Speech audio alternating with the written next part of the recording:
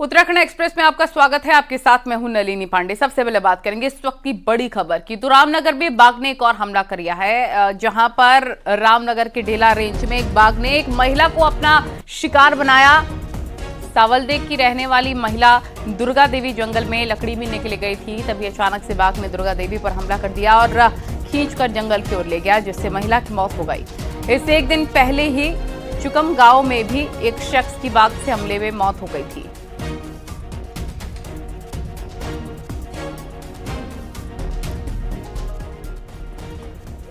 ये Durga Devi wife of दान सिंह थी, सावलदेव निवासी हैं और ये सावलदेव उत्तरी बीट में जो है कि लकड़ी लेने गई थी और कुछ महिलाएं थी, उसमें से एक महिला पे जो है कि टाइगर ने अटैक कर दिया। तुरंत जैसे हमें सूचना मिली, हम तुरंत स्टाफ को लेकर के मौके पे गए, फायरिंग करते हुए जो है कि अब टाइगर को भगाया और महिला को तुरंत ही जो है कि डेथ बॉडी उसको ला करके अस्पताल में लिया है और वहां पे स्टाफ की गश्ती बढ़ा दी है। रामनगर के चुकम गांव में आदमखोर बाघ को वन विभाग ने पकड़ लिया है। दरअसल शनिवार को बाघ ने एक शख्स को मौत के घाट उतार दिया और तब से गांव के लोग बाघ को पकड़ने की मांग कर रहे थे। वहीं वन विभाग भी बाघ को पकड़ने की कोशिश में जुटा हुआ था, जिसके लिए पिंजरे लगाए गए थे और उसी पिंजरे में बाघ कैद हो गया। पूरी घटना रामनगर वन प्रभाग के कोसी रेंज की है। रख दो यही रख दो, आगे से हटो, आगे से तो हटो, हटो सर, हटो सर। बहुत बड़ा है। सीएम पुष्कर सिंह धामी रुद्रप्रयाग के दौरे पर रहे। यहां पर सीएम धामी का मेगा रोड शो हुआ। अगस्त मुनि में सीएम धामी ने रोड शो किया और सीएम के रोड शो में लोगों की भारी भीड़ भी देखने को मिली। रोड शो के दौरान छत पर खड़े लोगों ने सीएम धामी पर पुष्प वर्षा भी की, तो सीएम धामी ने भी लोगों के प्रति अपना आभार जताया। रोड शो में लोग ढोल दमाओं की थाप पर नाचते गाते नजर आए। वहीं सीएम स्टेट हैंडलूम एक्सपो के कार्यक्रम में पहुंचे और वहां लगे स्टॉल्स का निरीक्षण किया है। रुद्रप्रयाग में सीएम पुष्कर सिंह धामी ने नारी शक्ति वंदन महोत्सव के कार्यक्रम में शिरकत की। सीएम ने कहा बुआरी नैनी कौथिक में हिस्सा लिया। इस दौरान सीएम पुष्कर सिंह धामी ने करोड़ों की योजनाओं का लोकार्पण और शिलान्यास किया।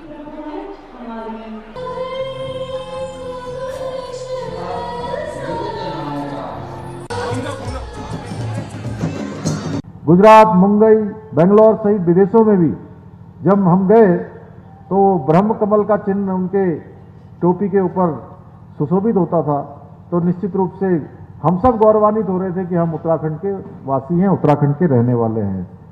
हमारे हैंडलूम में आप यहाँ के प्रतीक चिन्ह हमारी संस्कृति का समावेश करेंगे तो निश्चित मानिए ये देश दुनिया के अंदर आपको लोकप्रियता दिलाने का काम करेगा। मैंने तो ये अभी जो धारण कर रखा है या मैं जो अक्सर जैकेट पहनता हूँ, तो वो सब ऐसे ही हैंडलूम एक्सपो में और हमारे यहाँ के जो बुनकर हैं उनके द्वारा बनाई हुई भी है। इसकी बहुत मांग है। देहरादून से कांग्रेस ने आज चुनावी शंखनाद कर दिया और कांग्रेस के राष्ट्रीय अध्यक्ष मल्लिकार्जुन खड़गे लोकसभा चुनाव के लिए जोश भरने उत्तराखंड आए और कांग्रेस को समझ गए कि बिना मेहनत और बूथ पर काम किए उनकी पार्टी नहीं जीतने वाली है। हालांकि इस दौरान कांग्रेस कार्यकर्ताओं के जोश में कमी भी नजर आई। कांग्रेस पार्टी साल 2024 के लोकसभा चुनाव में कांग्रेस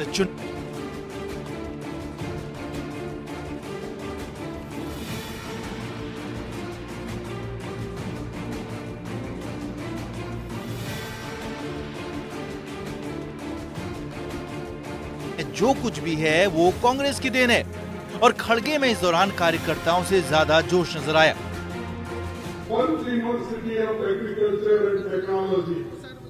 किसने बनाया? अरे बोलो भाई, किसने बनाया? कांग्रेस ने बनाया। मोदी ने बनाया? नहीं। और एनआईटी उत्तराखंड कौन बने?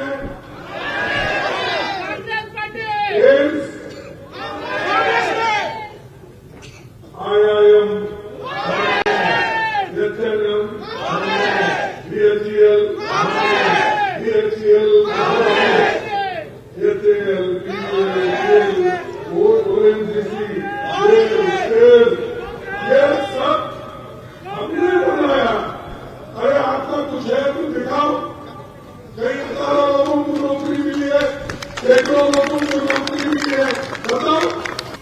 मल्लिकार्जुन खड़गे भी जानते हैं कि 10 साल में कांग्रेस उत्तराखंड में 4 बड़े चुनाव हार चुकी है और ऐसे में अगर कार्यकर्ता से लेकर बड़े नेताओं ने बूथ लेवल पर काम नहीं किया तो कांग्रेस का भला नहीं होने वाला, और वो भी तब जबकि उत्तराखंड की जनता पीएम मोदी के नाम पर वोट करती रही है।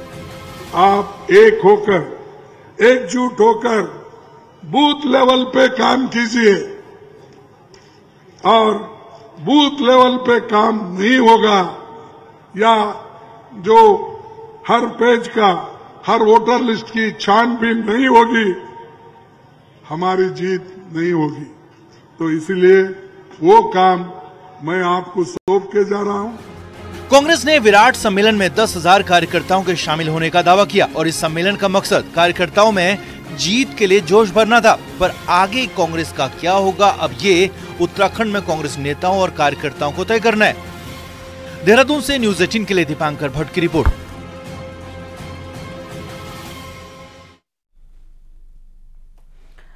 कांग्रेस के राष्ट्रीय अध्यक्ष मल्लिकार्जुन खड़गे विराट कार्यकर्ता सम्मेलन में आए। मंच पर मौजूद छोटे बड़े सभी नेताओं के भाषण हुए। मल्लिकार्जुन खड़गे के आने के बाद पूर्व अध्यक्ष गणेश गोदियाल, पूर्व अध्यक्ष प्रीतम सिंह, नेता विपक्ष यशपाल आर्या, प्रदेश अध्यक्ष करण महारा ने भाषण दिया, लेकिन पूर्व सीएम हरीश रावत को मौका नहीं मिला। हरीश रावत मंच पर मौजूद थे, लेकिन कांग्रेस प्रदेश अध्यक्ष करण महारा के बाद सीधे कांग्रेस के राष्ट्रीय अध्यक्ष मल्लिकार्जुन खड़गे मंच पर आ गए। यानी विराट कार्यकर्ता सम्मेलन में मंच पर मौजूद ज्यादातर नेताओं को बोलने का मौका मिला, लेकिन कांग्रेस के सीनियर नेता और पूर्व मुख्यमंत्री हरीश रावत का भाषण नहीं हुआ।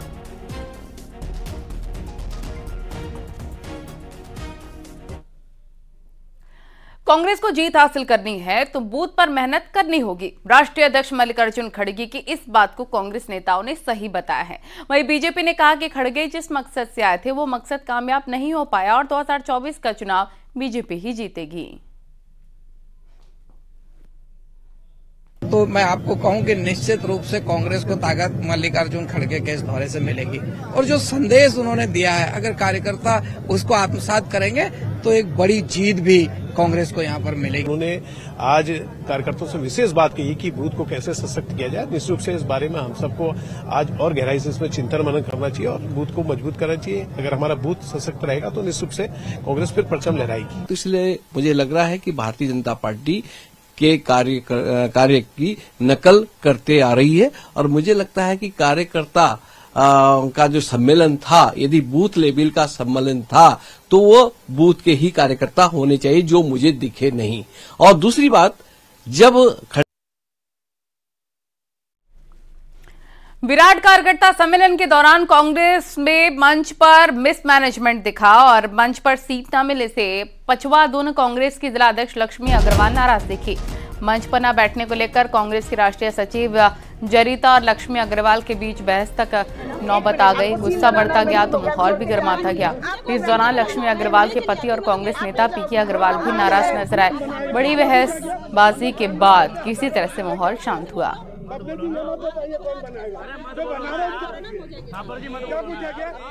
गलत नहीं बोलते हैं, सिस्टम में उसे अडॉप्ट करना पड़ेगा। अभी अगर एक आज राज्य में खूब सियासी हलचल रही। रुद्रप्रयाग में सीएम धामी ने आज एक रोड शो किया जिसमें हजारों की संख्या में भीड़ उमड़ी। उधर देहरादून में कांग्रेस अध्यक्ष मल्लिकार्जुन खड़गे भी रैली करते नजर आए, जिसको लेकर बीजेपी ने दावा किया कि कांग्रेस की रैली में भीड़ रोड शो की भीड़ की तुलना में आधी ही थी।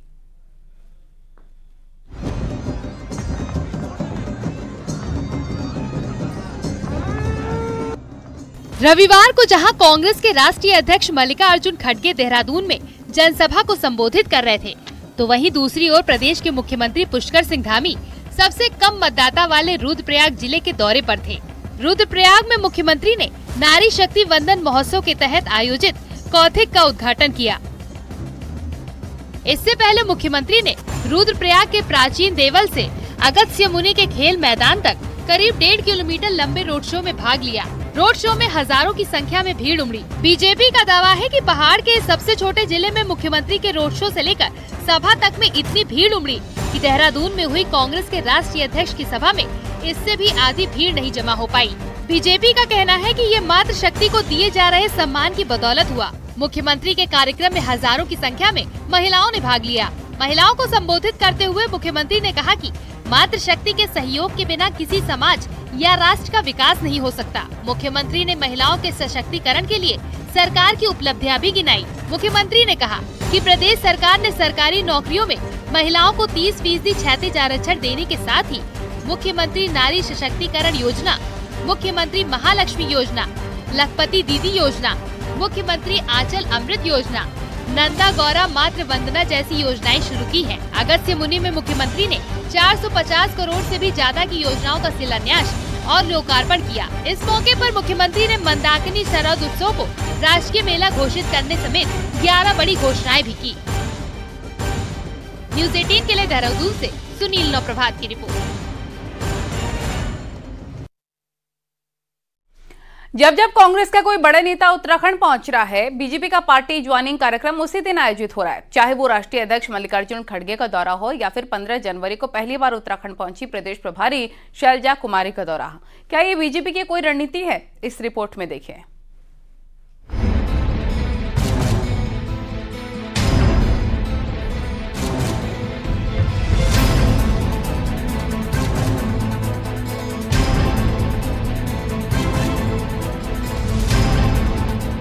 2024 लोकसभा चुनाव में बड़ी जीत के लिए बीजेपी विपक्षी खेमे में सेंधमारी के साथ ही उसका मनोबल भी तोड़ना चाहती है। और यही वजह है कि जब कांग्रेस का कोई बड़ा लीडर उत्तराखंड पहुंच रहा है तो पार्टी की रणनीति है उसी दिन कांग्रेसी दिग्गजों को अपनी पार्टी में शामिल कर विपक्ष का मनोबल तोड़ा जाए। उत्तराखंड प्रदेश प्रभारी बनने के बाद पहली बार शैलजा कुमारी देहरादून पहुंची तो बीजेपी ने आम आदमी पार्टी के उन नेताओं को पार्टी ज्वाइन करा दी जिन पर कांग्रेस घात लगाए बैठी थी। और अब मल्लिकार्जुन खड़गे का दौरा हुआ तो बीजेपी जमीनी लेवल पर काम करने वाले उसके कई नेताओं को तोड़ ले आई। आज कांग्रेस के और हमसे जुड़े हुए पुराने लोग जो बीच में किन्हीं कारणवश पार्टी छोड़ चुके थे, हमने उनको भी विधिवत रूप से पार्टी में सम्मिलित कराया। आने वाले दिनों में हर सप्ताह हमारे सदस्यता कार्यक्रम होने वाले और प्रमुख जो प्रदेश से लीडरशिप है उनकी सदस्यता हम यहाँ कर रहे हैं। कांग्रेस से 2 बार यमकेश्वर विधानसभा सीट से चुनाव लड़ चुके पूर्व विधायक शैलेंद्र रावत ने बीजेपी मुख्यालय में पार्टी ज्वाइन कर ली, जबकि रुद्रप्रयाग से पूर्व कैबिनेट मंत्री और कांग्रेस नेता मातबर सिंह कंडारी के बेटे राजीव कंडारी, रुद्रप्रयाग से कांग्रेस नेता और जिला पंचायत उपाध्यक्ष सुमन तिवारी ने समर्थकों के साथ बीजेपी ज्वाइन कर ली। कांग्रेस के प्रधान से लेकर कई पंचायत प्रतिनिधियों ने बीजेपी ज्वाइन की। केदारनाथ विधानसभा से निर्दलीय चुनाव लड़ चुके कुलदीप रावत ने भी करीब 1000 समर्थकों के साथ बीजेपी में ज्वाइन किया। मैं धन्यवाद करूंगा माननीय प्रदेश अध्यक्ष जी का और माननीय मुख्यमंत्री जी का कि उन्होंने सम्मान पूर्वक हमें सम्मान से जो है भारतीय जनता पार्टी में सम्मिलित किया है और भविष्य में जो भी पार्टी आदेश करेगी उसका अनुपालन किया जाएगा। बीजेपी की रणनीति है कि लोकसभावार अभियान चलाकर विपक्ष के और क्षेत्र के प्रभावशाली नेताओं को पार्टी ज्वाइन कराई जाए। सिर्फ नेताओं को ही नहीं, बूथ लेवल पर कार्यकर्ताओं पर भी फोकस है ताकि लोकसभा के महासमर में विपक्ष के पास न नेता बचे न ही कार्यकर्ता। न्यूज़ 18 के लिए देहरादून से सुनील नौप्रभात की रिपोर्ट।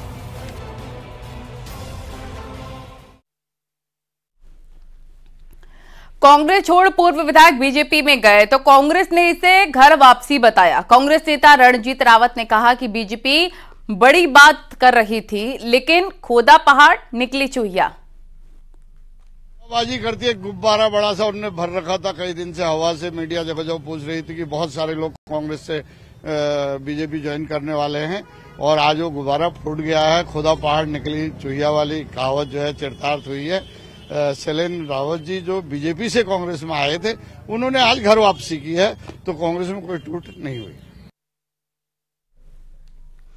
हल्द्वानी में आज सुबह मजबूत भू कानून और मूल निवास अधिकार को लेकर सैकड़ों लोग जमा हुए। विभिन्न सामाजिक और राजनीतिक संगठनों से जुड़े इन लोगों ने बुद्ध पार्क से हीरानगर गोलजीव मंदिर तक पैदल यात्रा निकाली और इस दौरान आंदोलनकारियों के हाथों में भू कानून और मूल निवास कानून की मांग लिखी हुई कई तख्तियां मौजूद थीं।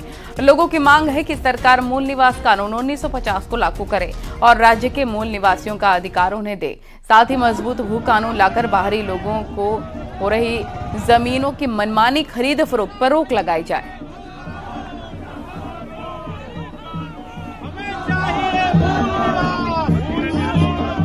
ये आज यहाँ पर पूरे कुमाऊं भर से, पूरे प्रदेश भर से लोग आए हैं जो उत्तराखंड में एक लंबे समय से मूल निवास 1950 की मांग युवाओं द्वारा उठाई जा रही है। एक सशक्त भू कानून की मांग यहाँ पर लंबे समय से युवाओं द्वारा उठाई जा रही है। भू कानून इसलिए बहुत जरूरी है कि बाहरी राज्यों के उद्योगपति और पैसे वालों ने हमारे यहाँ के गांव-गांव घर-घर की जमीनें ले ली है और हमारे यहाँ का जो मूल निवासी है वहाँ खाली चौकीदार बन के रह गया है।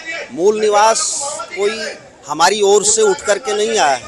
ये देश की आज़ादी के बाद संवैधानिक एक व्यवस्था है कि 1950 में ये प्रेसिडेंशियल एक्ट के तहत कि जो जिस राज्य में निवास कर रहा था वो उस राज्य का मूल निवासी होगा। हरिद्वार में रेलवे स्टेशन और बस स्टैंड के आसपास नगर निगम और फूड सेफ्टी डिपार्टमेंट ने कई दुकानों पर छापेमारी करते हुए खाने के सैंपल लिए। तहसीलदार रेखा आर्य के नेतृत्व में हुई छापेमारी की कार्रवाई में सफाई व्यवस्था दुरुस्त न होने और कई अनियमितता मिलने पर चालान की कार्रवाई की गई। अधिकारियों की टीम ने 8 दुकानों पर चालान किया और 6 दुकानों को खाद्य पदार्थों के सैंपल लिए। प्रशासन की कार्रवाई से कई दुकानदारों में हड़कंप मच रहा है।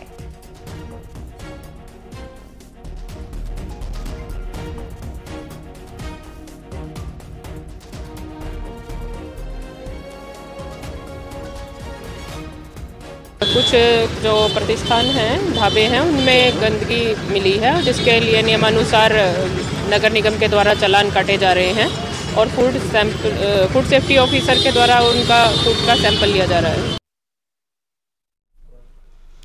रुड़की के गंग नहर कोतवाली क्षेत्र के गणेशपुर में काफी लंबे वक्त से मकानों पर दरार आने से लोगों ने अब मकान बिकाऊ है के पोस्टर लगा दिए हैं। यहां की सड़क पर पानी भरने से लोगों में काफी आक्रोश है और अब लोगों ने मोहल्ले में धरना शुरू कर दिया है और विधायक और नगर निगम के खिलाफ जमकर नारेबाजी की। लोगों का आरोप है कि पिछले लंबे वक्त से जनप्रतिनिधियों और अधिकारियों के चक्कर काटकर परेशान हो गए हैं, जिससे आज मजबूत धरना प्रदर्शन करना पड़ा। भाई हम तो ये कोई समस्या का समाधान थोड़ी है, लेकिन क्या करें, मजबूर है हम लोग मजबूर है ना, तभी मजबूर होकर अपने पोस्टर लगाए हैं। कौन चाहेगा कि अपनी जमीन जायदाद बेच के आदमी क्या करेगा बताओ। बीते 1 साल में पिथौरागढ़ साइबर ठगी का सेंटर बन गया है। हालात ये हो गए कि साल भर में यहां पर साइबर ठगी की 1000 से ज्यादा शिकायतें दर्ज हो गई हैं, जिसके चलते अब पुलिस ने भी कमर कस ली है।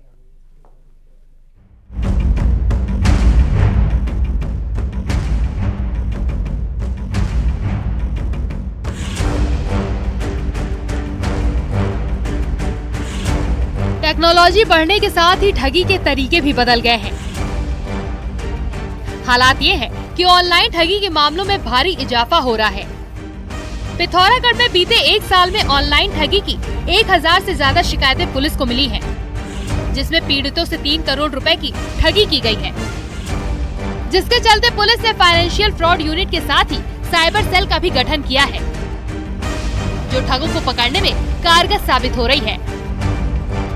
काफ़ी संख्या में साइबर फ्रॉड और फाइनेंशियल फ्रॉड की वृद्धि हुई है, जिसमें वर्ष 2023 में पिथौरागढ़ में कुल 1184 कंप्लेंट्स हमारे पास शिकायतें आई थी, जिसके अंतर्गत हम लोगों ने कार्रवाई करते हुए हम लोगों ने पुलिस ऑफिस में फाइनेंशियल फ्रॉड यूनिट और साइबर सेल का गठन भी किया गया है। फ्रॉड की 1184 दर्ज शिकायतों में से पुलिस ने 819 मामलों को सुलझा भी लिया है। 150 मुकदमे कई थानों में दर्ज हुए हैं। साइबर सेल और फाइनेंशियल फ्रॉड यूनिट की मदद से पुलिस ने 1 करोड़ 35 लाख की धनराशि पीड़ितों को वापस भी करवाई है। यही नहीं, 21 इनामी अपराधियों के साथ ही पुलिस ने 136 ठगों को जेल की सलाखों के पीछे भिजवाया है। असल में ऑनलाइन ठगी का धंधा सबसे अधिक नौकरी दिलाने के नाम पर फल फूल रहा है, जिसका आंकलन लगभग 3 करोड़ का जो फ्रॉड है वो हम लोगों ने किया है, जिसमें लगभग 1 करोड़ 35 लाख हम लोगों ने पब्लिक को वापस भी करवाए हैं और इसमें लगभग 150 FIR हम लोगों ने पंजीकृत की हैं और 136 लोगों की गिरफ्तारी हमने विभिन्न राज्यों से की है। ऑनलाइन ठगी के आरोपियों ने देश के सभी राज्यों में अपना नेटवर्क तैयार किया है। ये ठग अलग अलग तरीके से लोगों को अपने जाल में फंसाते रहे हैं।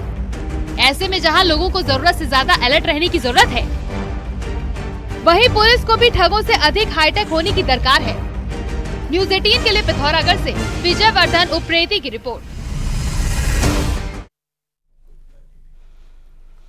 कॉर्बेट से लगा वन प्रभाग फ्रंट लाइन स्टाफ की कमी से जूझ रहा है। यहां पर फॉरेस्ट गार्ड की हर डिवीजन में बड़ी संख्या में कमी है। ऐसे में बढ़ते बाघों के कुनबे को संभालने में विभाग के पसीने छूट रहे हैं।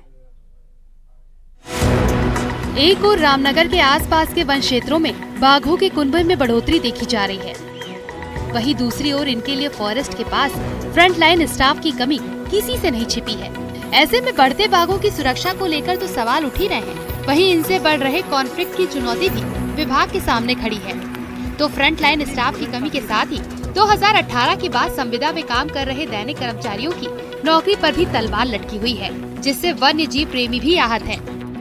मानव जीव संघर्ष जो हो रहा है उसके पीछे कई कारण हैं। उनमें से एक कारण ये भी है कि जो है विभाग के पास जो स्टाफ होना चाहिए वो स्टाफ नहीं है, और उस स्टाफ के नहीं होने से जो है जहाँ पर घटनाएं घट रही हैं वहाँ ना गश्त लग पा रही है, ना मानव की सुरक्षा हो पा रही है, ना वन प्राणियों की सुरक्षा हो पा रही है। उधर विभाग के अधिकारी भी मानते हैं कि इस दोहरी चुनौती से निपटने के लिए स्टाफ बहुत कम है, लेकिन उनका इस बारे में कहना है कि ऐसे में विभाग जल्द ही यहाँ मैन पावर की कमी को दूर करने की कोशिश कर रहा है। इसमें ये सारे प्रोविजन को इसमें एड्रेस किया जाएगा, जिसमें कि मैन पावर है, QRT है, रेस्क्यू टीम है, ये सारे चीज़ को भी इसमें एड्रेस किया जाएगा। और जहाँ तक डेली वेजेस जो पहले हमारे प्रोटेक्शन फोर्स में लोग काम करते थे, डेली वेजेस वॉचर्स के तौर पे काम करते थे, उनके लिए अभी जो माननीय न्यायालय का जो आदेश आया है उसके बेसिस पे अभी उनके संबंध में कोई डिसीजन हुआ नहीं है। वो अभी कंटिन्यू करेंगे जब तक ये फाइनल डिसीजन शासन स्तर पे नहीं होता है। अधिकारी भले ही लाख दावे करें, लेकिन जमीनी हकीकत ये है कि वर्तमान में यहाँ फॉरेस्ट डिवीजनों में फ्रंट लाइन स्टाफ की भारी कमी है, और इसी चुनौती से निपटने के लिए विभाग के पसीने छूट रहे हैं। न्यूज़ 18 के लिए रामनगर से गोविंद पाटी की रिपोर्ट।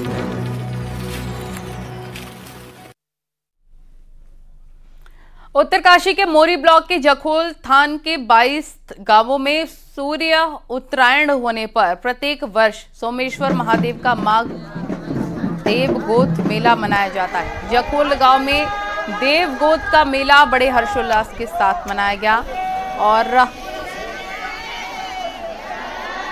इस अवसर पर सुख समृद्धि एवं खुशहाली की कामना की गई।